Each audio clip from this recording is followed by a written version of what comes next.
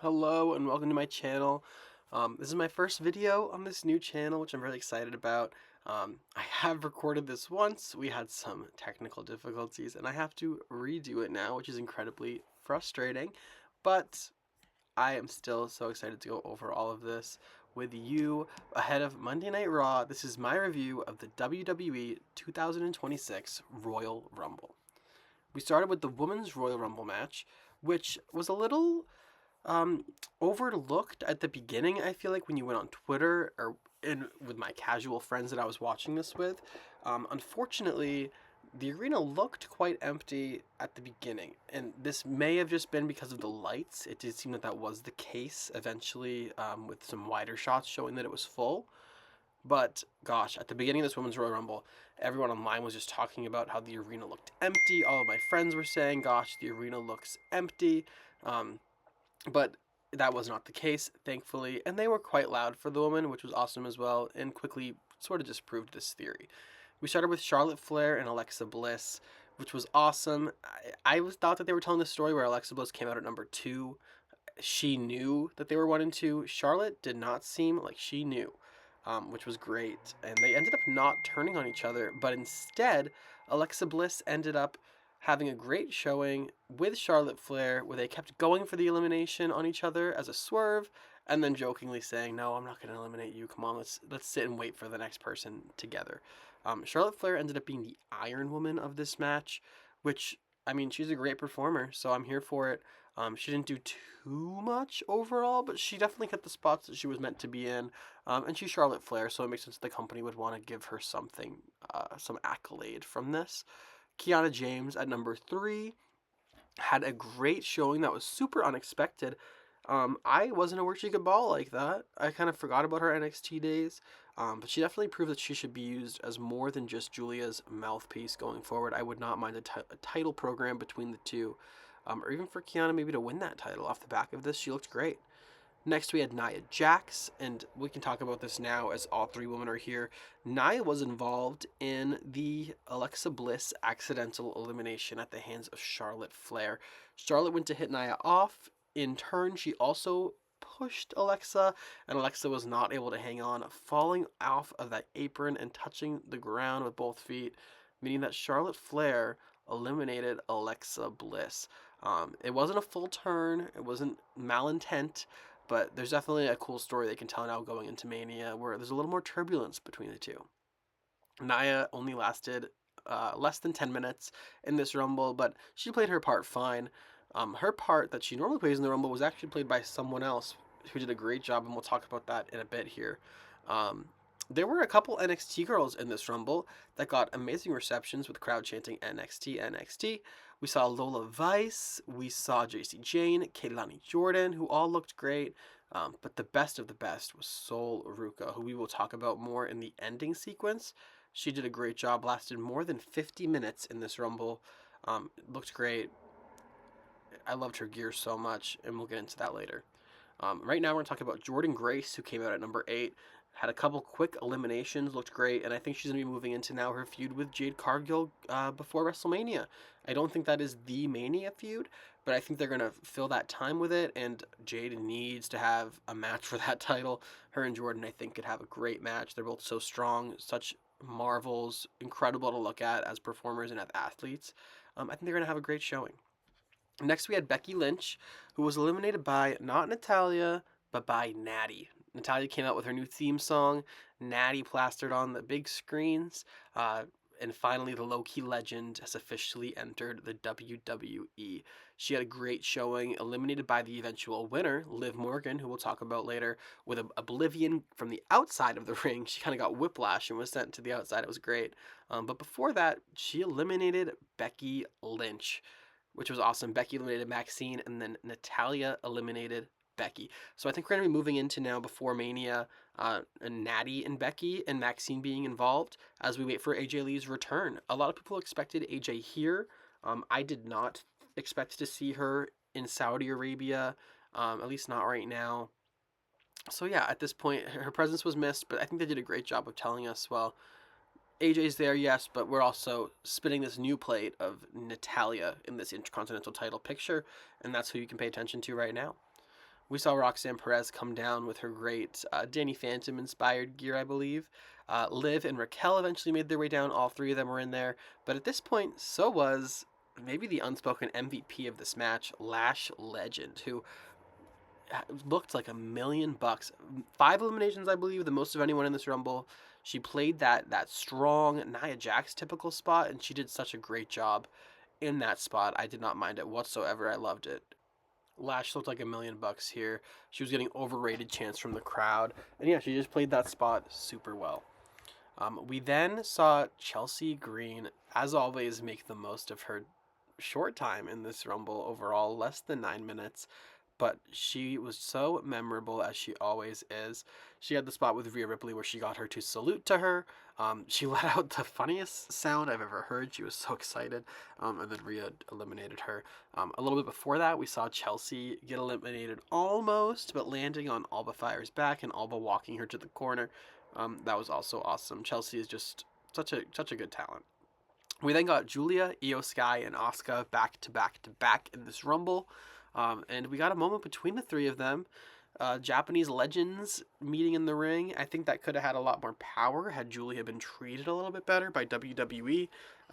That's not the case for Julia. She's kind of been in a bit of a slum here, not really able to get over. But she's still the United States champion, and this was a great moment for the three of them. Next up at number 22, we saw Rhea Ripley enter. She had the clown makeup. I know she was saying she wants to be featured in the next Terrifier movie, and I think she should be. She should get whatever she wants.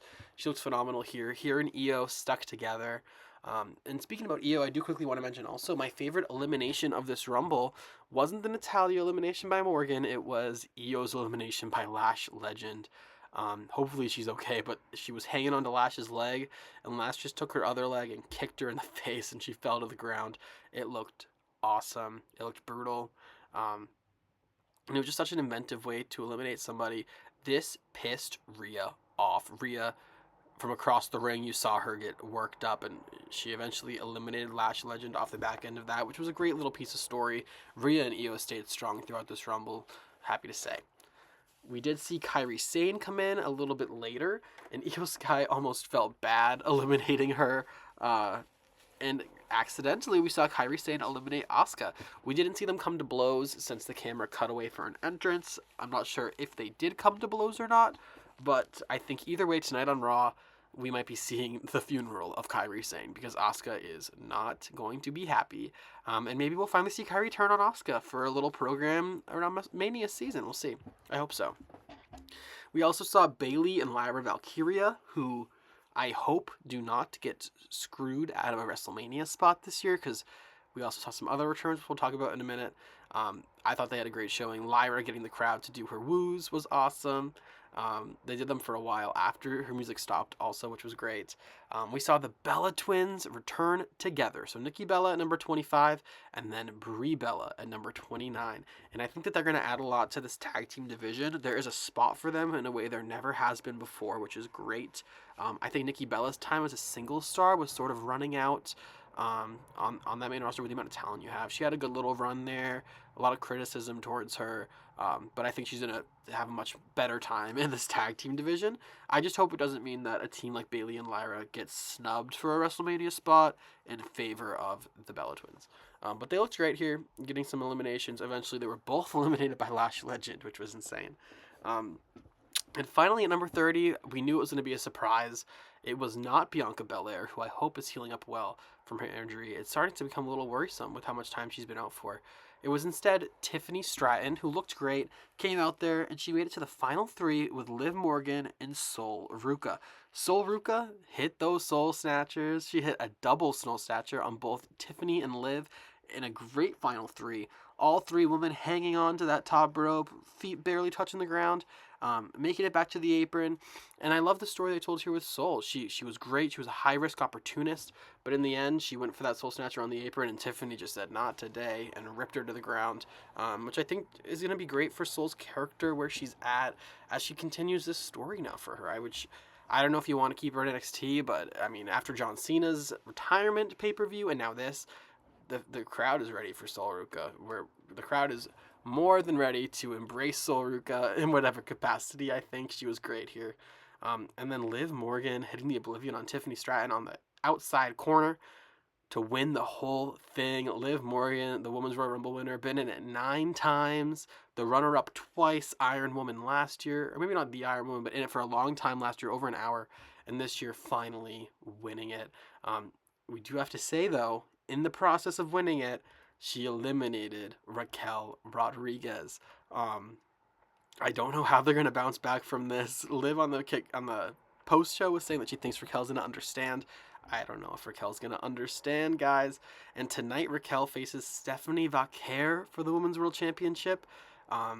They are able to tell some cool stories going into Mania with these three. I do hope that Stephanie can enter WrestleMania as champion. However, I think my favorite pathway for this is Liv and Stephanie one-on-one in the ring at WrestleMania. But Raquel has just been putting on great work, so I can't be mad if she's involved in some capacity as well. Triple threat, maybe. Could be fun. But Liv does deserve to have that singles match at Mania. She's never gotten that. And her and Stephanie, I think, could have a great match. Liv's been a workhorse. Stephanie's one of the greatest in the world. I just hope that Raquel doesn't get completely overlooked. Moving on, I think she would be a great mid-card champion soon, after the work she's been doing, and maybe world champion one day. I just think right now the story, the money is with Stephanie and Liv, keeping Raquel in the story as we continue on to WrestleMania. So the Women's Royal Rumble was great, and next we had a heartbreaking moment of the night. AJ Styles passing out and retiring by the arms of Gunther. This was a brutal match. I thought it was built great. Less than 25 minutes. Still a lot of time, though, for a match here on Royal Rumble as a singles match. AJ early cut his arm open. I'd be curious to see if they did liquid stitches or not, because the blood was coming, and then the blood, thankfully, stopped, and they were able to continue this match. I was trying to figure out where exactly that happened. I think it had to do with the spot where Gunther threw him onto the announce table. The commentators even said, oh, AJ hit the monitors rather hard, so I wouldn't be surprised if maybe he sliced it on that, but it wasn't clear to me exactly where that started. But AJ, of course, he's a professional, pulled out an amazing match. It was great. He was in that chokehold for so long, that sleeper, and in the end, he slept, he passed out. I thought the referee was doing a little too much at the end there. Some people I know said that they liked it, but I thought it was a little much, the emotion from the referee there at the end. Regardless, AJ's time is done in the WWE, but he did not take off those gloves as he went to originally. He did not. He kept them on. And I think that means that we can expect to see him pop up around the world in New Japan, TNA, maybe AEW. I think he should do it all in these last few months of his career. He has the rest of the year to do that, and I'm excited for it. Gunther, on the other hand, unfortunately, I think they misstepped with him in the Rumble, which we can talk about a bit later. But moving forward, I think he can do whatever he wants now. He can retire somebody else. Eventually, you will run out of names to retire. I don't think that's a reason to not do this. I've seen some people online say, oh, what does Gunther do now? How does he work up the card from here? As if it's almost a reason to not have done this. But if AJ's retiring at Royal Rumble, it should have been to Gunther. Gunther's on this hot streak right now of retiring these people, and now he can do whatever he wants. And I think that he has so much potential right now to become just the biggest monster we've ever seen in this company. However, they did not use him well in that Royal Rumble, in my opinion, and again, we'll get to that in a minute. But first, we have to talk about Drew McIntyre and Sami Zayn. Drew McIntyre and Sami Zayn had a good match. It wasn't great. It was serviceable for the moment that what it was. It was more than serviceable. It was very good. But in the end, Drew McIntyre kind of just beat Sami, which was expected. I think Drew's moving into that WrestleMania story with Cody and Jacob. Could be Drew and Roman, and then Cody and Jacob go one-on-one. I think Roman's probably going for Punk. We'll talk about that a little bit later as well. But it definitely, either way, felt like Sami was kind of just this quick little speed bump for Drew on the road to WrestleMania. And unfortunately, that was the case. Sami just losing here. Hopefully, they can tell the story with Sami going into next year's WrestleMania, which will be in Saudi. Maybe he'll finally win the big one there, because he definitely deserves to. I'd love to see him with the World Heavyweight Championship, that workhorse title. I think he'd be great with that. Maybe more than the big gold belt, the WWE Championship. But we'll see. I hope that he does. Maybe next year he can win the Rumble. I would have liked to see him in the Rumble off the back of his loss. That would have been better than some of the stuff we got, but we did not. And what can you say? It was fine. It was fine. And hopefully he gets treated better in the future. Drew, on the other hand, I mean, he looks great. He continues his strong story. If we saw him actually in the Rumble eliminating Cody Rhodes. So let's get into that Rumble that Roman Reigns won, which was uninspired but expected. They can have Roman win the Rumble, that's fine. I just wish the Rumble was better. The first half of the Rumble gave me so much hope because we started off with, I think, the most exciting prospect of this Rumble, Oba Femi, coming in at number 1, getting the full entrance was awesome, lasting nearly 40 minutes. He looked great in there. He got a bunch of eliminations right off the bat. I mean, we saw Solo Sikoa, Rey Mysterio, Rusev, Matt Cardona all fall to Oba Femi. But Brock Lesnar, of course, unceremoniously eliminates Oba Femi as he deals with Logan Paul. And that's it. Oba's gone. Brock eliminates him. Maybe they're going to turn that into a story between the two for WrestleMania, but I'm not sure because it was pretty unnotable, the actual elimination. So we'll see. Oba, I'm sure, is going to be on to big things. They treated him like a star here. But Brock Lesnar's inclusion in this Rumble added nothing to this match. He just hurt some stars and left. And his elimination was during the Jey Uso Yeats. It was awful, but we'll talk about that as well. Number 2 was Braun Breaker, who was attacked by a masked figure. He was everyone's favorite to win this Rumble, and he only lasted 10 seconds thanks to this masked figure stomping him on the outside. A lot of people are saying it looks like this figure was Logan Paul because of the face under the mask and the hair color and all that, which I could see them doing Logan Paul and Braun Breaker at WrestleMania, Logan turning on him because he wants to try to win the Rumble. Logan made it far in the Rumble. Which was also a weird choice, but maybe they're trying to sell that point that he had a chance of winning because Braun wasn't there. I could see that. I would rather see them say, even though it wasn't Seth Rollins, I'd rather see them say, oh, that was Seth Rollins a month or two from now when Seth is cleared, and seeing Seth versus Braun at WrestleMania. I'd be much more apt to be excited for that. I think that would be a great match, where Braun Breaker would have that massive WrestleMania spot against Seth. And hopefully that's the way they go. And we'll see, I guess, going forward. They could go a couple ways with that. Either way, it led to Braun being eliminated in 10 seconds. I think a lot of people lost a lot of money on that one. Moving on, we saw Javon Evans last over 40 minutes, getting eliminated by Randy Orton. They were finally able to recreate the super cutter in the corner into the RKO, the spot that they missed at NXT a couple months ago. They were able to pull off here on the bigger stage, which was awesome. So happy for them. And he looks great. 40 minutes, over 40 minutes. I will say, I believe that he's the Iron Man here. Charlotte Flair, the Iron Woman for the Women's Rumble match, lasted longer in the Women's Rumble than the entirety of the Men's Rumble. This Men's Rumble, very strange. I don't know how they can keep justifying the woman not being the main event when usually they upstage the men so heavily in the production, the story going through. That's typically the case with these kinds of matches. Next, we have Mr. Iguana from AAA, who I thought was really funny. People are saying that he's kind of extended his welcome, or overstayed his welcome in WWE for these comedy spots. But the casual friends that I was watching this show with loved Mr. Iguana. He was hilarious, and I loved it. My issue was more so with La Parka, who I have nothing against La Parka. I just don't think he was the correct choice for this Rumble. I mean, you see, Carmelo Hayes was not in this Rumble. He went all the way to Saudi Arabia to not be in the Rumble. Kit Wilson was not in the Rumble. Finn Balor, of course, was told there were no spots in the Rumble. Meanwhile, La Parka's in the Rumble from a different company. It was a little strange. Also, we got 2 El Grande Americanos, which is funny in hindsight that El Grande Americano got 2 spots. But I thought it was a great moment. I think that the storyline can be great for them moving forward. It was just the correct decision with these 2 to tell this story. And I mean, Chad Gable and Ludwig Kaiser supposedly are under the masks. They're gonna have great matches moving forward.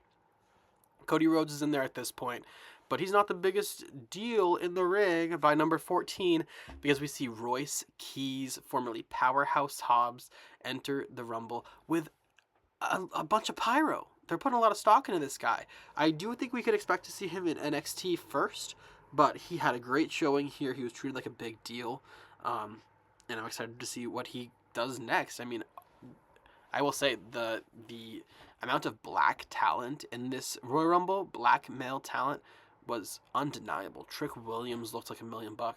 Um, they're the future of this company right now. It's exciting to see those men in those positions. Um, we then saw LA Knight return. He eliminated Austin Theory, Bronson Reed. He had a great showing. He did not eliminate Logan Paul. Um, he did help Cody eliminate Brock Lesnar during Jey Uso's yeeting entrance, which was awful. But regardless, LA Knight had a good showing, eventually eliminated by Cody Rhodes rather unceremoniously as well in that awful last half of the Rumble. At this point, Brock's in the Rumble. Jey Uso's coming down. His entrance starts.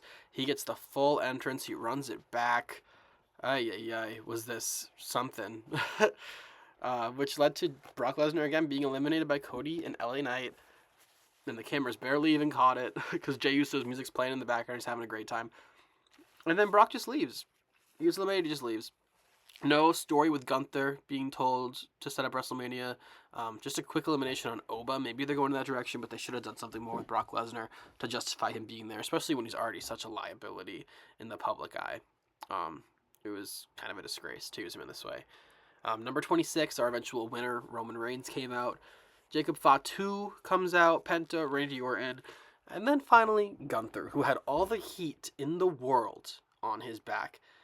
He should have won this thing. I know that the story maybe doesn't call for that right now, but then maybe he just shouldn't have been in this because he came off the back of retiring AJ Styles just a little bit earlier in the night to get eliminated in 8 minutes to Roman Reigns. I don't see the point there. I don't understand. In an American crowd, maybe you do this so that they cheer Roman and boo Gunther and they're happy that Roman wins. Like maybe 2015 Roman, you would have seen this kind of treatment, but no, they did this in Saudi. I don't know why.